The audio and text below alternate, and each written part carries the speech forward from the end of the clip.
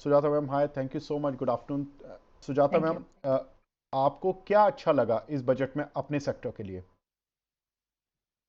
इस बजट में मुझे बहुत सारी चीजें सुनाई दी जो कोर्स सिर्फ मेरे सेक्टर से नहीं है, पर मैं उस ओके। सेक्टर से हूँ जो हर सेक्टर को आजकल एम्पावर करता है। I am from the hmm. Technology side of things. और ऐसा कोई नहीं है, कुछ नहीं है जो आजकल टेक्नोलॉजी पे नहीं वर्क होता है। हम भी बिल्कुल। अभी टेक्नोलॉजी के साथ ही बात कर रहे हैं, एक दूसरे से जुड़ रहे हैं। हम्म। सो टेक्नोलॉजी और उसके साथ में एक बहुत ही एम्पावरिंग फैक्टर जो है रिसर्च एंड डेवलपमेंट, जो मेरे हिसाब से India was always lacking behind. जिसके वजह से आप देखो तो हम दूसरे कंट्रीज के प्रोडक्ट्स पे निर्भर थे। तो उस संदर्भ में बहुत ही बजटरी एलोकेशंस हो या उसके लिए स्किलिंग हो, इन सब चीजों के बारे में बात हुई है। Government has recognised it. So ये भी मुझे सुनाई दिया। फैंटास्टिक। सुजाता मैम, मैं आपसे पूछना चाह रहा था, ये बजट जो है ना, बाजार का रिएक्शन जो है वो तो नेगेटिव है, क्योंकि बाजार ये चाहता था कि अगर कुछ पॉजिटिव नहीं तो कम से कम नेगेटिव ना आए। अब कई सारे पैनलिस्ट से हमारी जो बात हो रही है वो ये कह रहे हैं कि बाजार कुछ ज़्यादा ही रिएक्ट कर रहा है, नेगेटिव्स के ऊपर ज़्यादा फोकस कर लिया। आपके हिसाब से मैम, आप जब कह रही हैं कि काफ़ी सारे पॉजिटिव्स आपने भी देखे हैं अपने सेक्टर के लिए भी, उसके बियॉन्ड भी, तो आप इस बजट को 10 में से कितने मार्क्स देंगी मैम, आउट ऑफ 10 के स्केल पर? मार्केट के रिएक्शन के हिसाब से आप मार्क्स देने जाओ तो मार्क्स काफी हद तक पॉजिटिव नहीं होंगे, क्योंकि हम्म। मार्केट सेंटिमेंट पे वर्क करता है, और अगर हम्म। सबका सेंटिमेंट नेगेटिव है तो मार्केट उसे रिफ्लेक्ट करने वाला ही है। बट मार्केट के हिसाब से मुझे ये भी आपको बताना है कि I love the markets. I am regular investor. और जो हाल ही में हमारे मार्केट्स के सेल आउट जो दिख रहा है हमें, वो सिर्फ इंडिया सेंट्रिक नहीं है। It is geopolitical and उसमें वर्ल्ड इन्फ्लुएंसेस बहुत है।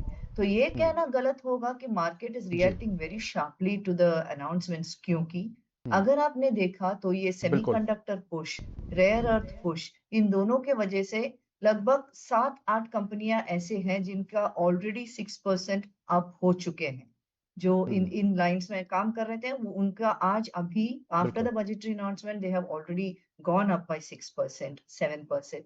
सो बिल्कुल। मार्केट रिएक्शन जो है वो धमाका चाहता है। इस बजट में धमाके जी। नहीं थे। इस बजट में sustain development and stability of policies की बात हुई थी। इन दोनों का इम्पैक्ट लॉन्ग टर्म ग्रोथ पे मुझे बताने की जरूरत नहीं है। इन दोनों का इम्पैक्ट लॉन्ग टर्म ग्रोथ पे सबसे ज्यादा होता है। सुजाता मैम, आप भी, मैं देख रहा था कि आप आईएफएससी, गिफ्ट आईएफएससी के थ्रू भी फंड मैनेजमेंट करती हैं, आपका विदेशी निवेशकों से भी वास्ता पड़ता है। तो मैम, उनका जो अंडरटोन है वो आपको किस तरह का लग रहा है? और मेरी जिनसे कुछ बातचीत हो रही है, अभी जो रिएक्शंस आ रहे हैं हमारे साथ, हमारे सामने, वो ये कह रहे हैं कि अभी एफआईज का रिएक्शन आना बाकी है। आप कैसे समझती हैं मैम, ये जो अभी रिनाउंड, अभी जो फिर से जो एक सेलिंग बाउट आया है मार्केट में, क्या इसमें एफआईज का पार्टिसिपेशन है या फिर कल दिखेगा इसका रिएक्शन? गिफ्ट आईएफएससी के बारे में आपने पूछा पहला सवाल। गिफ्ट आईएफएससी में मूड पॉजिटिव ही रहा है। More funds are registering, hmm. More FIIs are showing interest. Hmm. ऐसे कोई इंडिकेटर्स हमें ग्राउंड पे नहीं मिले हैं जिससे हमें ये लगे कि मूड नेगेटिव हो रहा है।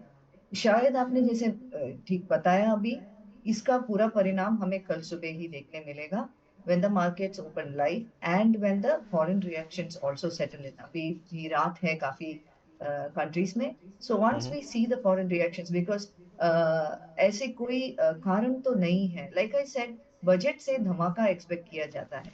The lack hmm. Of that धमाका could be causing this sentiment also, because budget में ऐसा कुछ नहीं है जिसके वजह से मार्केट ऐसे रिएक्ट करे।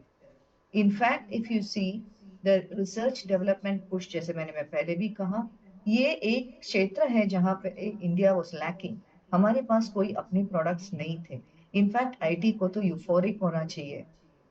इन कॉम्बिनेशन में बहुत लोग ये मिस कर जा रहे हैं कि हमारे अपने डेटा सेंटर्स और क्लाउड सर्विसेज के टुवर्ड्स पुश बजट में भी अनाउंस किया गया है। It is not hmm. Just the ISM 2.0, it is also that they are going to focus on other infrastructure like cloud, जिसके कारण हमारा डेटा हमारे पास रहेगा। So look at this in conjunction with the DPDP act, जिसके अभी आए थे ना लास्ट ईयर में, जो नए प्रोविजंस अनाउंस किए गए हैं, उसके कंजंक्शन में आप देखो तो ये पॉजिटिव, बहुत ही ज्यादा पॉजिटिव है। The world may not like, दुनिया को ये शायद पसंद नहीं आएगा कि हम अपनी सॉवरेनिटी अभी एस्टेब्लिश कर रहे हैं, we are independently establishing our rights, ये शायद दुनिया को पसंद नहीं आए। पर fact is that the budgetary announcements का फुल इम्पैक्ट हमें कल सुबह ही देखने मिलेगा। इनफैक्ट आई वुड से अगर कोई अच्छे स्टॉक्स आपको दिखे जो अभी लो में जा रहे हैं, खरीद लेना। ओके मैम, ये जी। जो हम अभी बात कर रहे थे ना कि बाउंसर्स को अवॉइड करने की यहाँ पे कोशिश की जा रही है, पीएसयू बैंकों को लेकर मैम आपका क्या व्यू है? क्योंकि आपकी इकोनॉमी का एक छवि के तौर पे इनको देखा जाता है, एक रिफ्लेक्शन के तौर पे देखा जाता है। तो पीएसयू बैंकों का ये जो रिएक्शन है, ये केवल मार्केट बोरोइंग की वजह से है या फिर इस वजह से है कि ये ऑलरेडी काफ़ी अच्छा रनअप दिखा चुके हैं?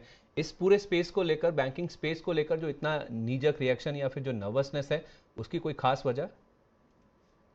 पॉइंट नंबर 1, मेरी स्पेशलिटी डिजिटल ट्रांसफॉर्मेशन है, मैं डिजिटल जोन से बिलोंग करती हूँ। फिर भी जब आपने ये क्वेश्चन पूछ ही दिया है, and because we have a major presence in the gift infrastructure, मैं आपको ये बता सकती हूँ कि पीएसयूज के बारे में मेरा टेक बहुत ही स्ट्रांग है।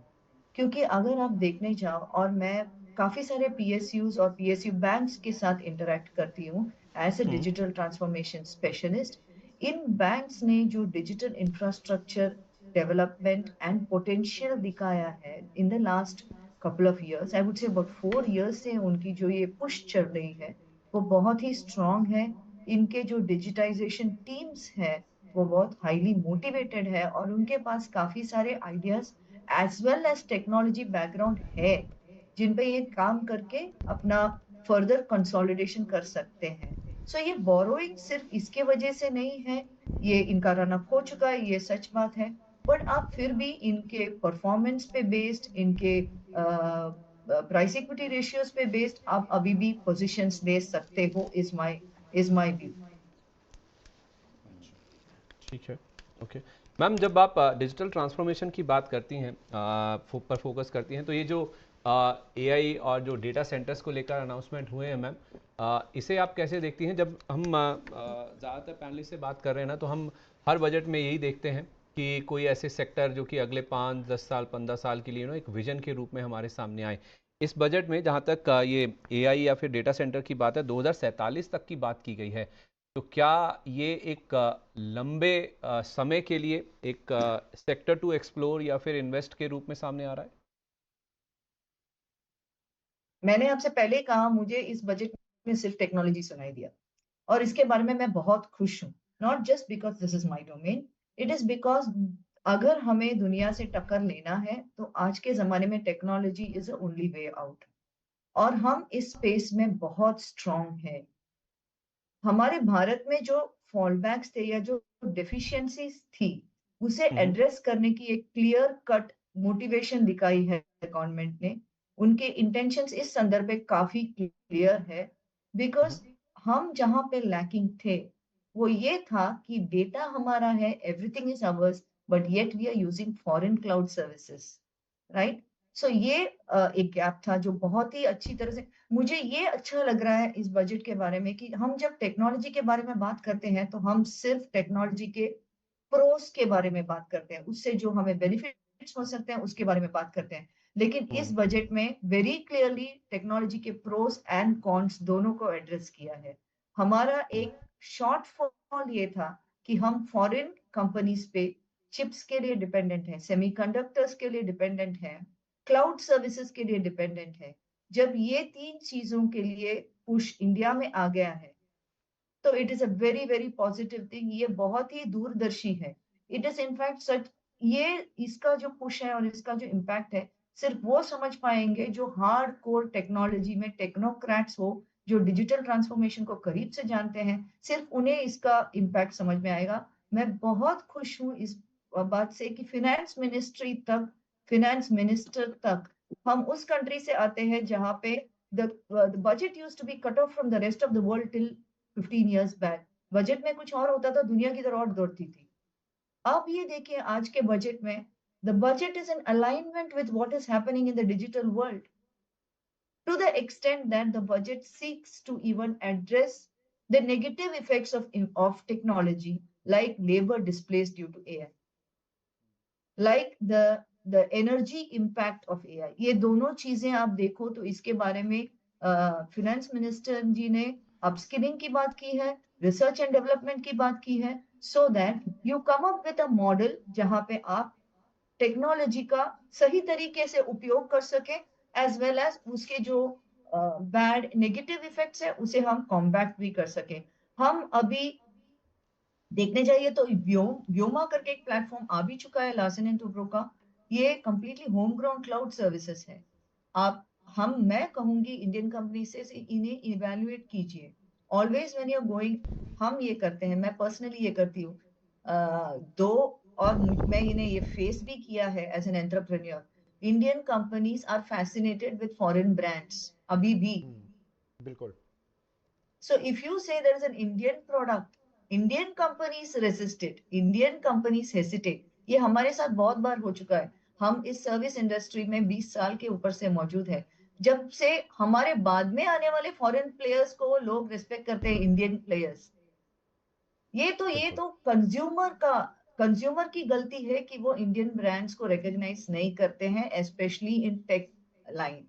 तो जब स्टार्टअप्स इस जोन में काम करते हैं या हमारे जैसे एस्टैब्लिश्ड फंड एडमिनिस्ट्रेटर्स इस जोन में काम करते हैं और हम आपको इंडियन रेट्स में सर्विसेज ऑफर करते हैं, like Vyoma is offering cloud services now, आप कंसिडर कीजिए, ना कि बस सिर्फ ये एक्सपेक्टेशन रखिए कि गवर्नमेंट सब कुछ करे, फिनेंस मिनिस्टर सब कुछ हर चीज के बारे में बात करे बजट में। नहीं, हमें बजट से सीख लेनी है, डायरेक्शंस लेनी है और उस पे आत्मनिर्भर भारत की तरफ हमें प्रोग्रेस करनी है।